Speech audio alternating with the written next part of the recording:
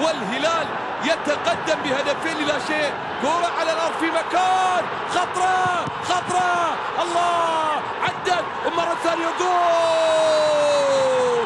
لا لا لا لا لا لا لا لا لا لا لا لا لا لا لا لا لا. انقلاب أزرق في ملعب المباراة، انقلاب أزرق في ملعب المباراة، انقلاب أزرق. والدوسري اللي عمل بلنتي بيسجل هدف ثالث، بيسجل الإصابة الثالثة في الدقيقة 23، في الدقيقة 23، في الدقيقة 23.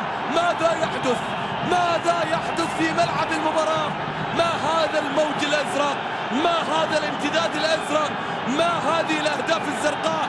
شوف الأخطاء، شوف الأخطاء، شوف الإعادة. الأولى راحت، الثانية عمل متابعة على طول على طول على طول على طول، بيحطها بالجول، بيحطها بالجول، بيحطها بالجول، بيحطها بالجول. عادت، ردت ولا حتى تلتفت، مرت على طول.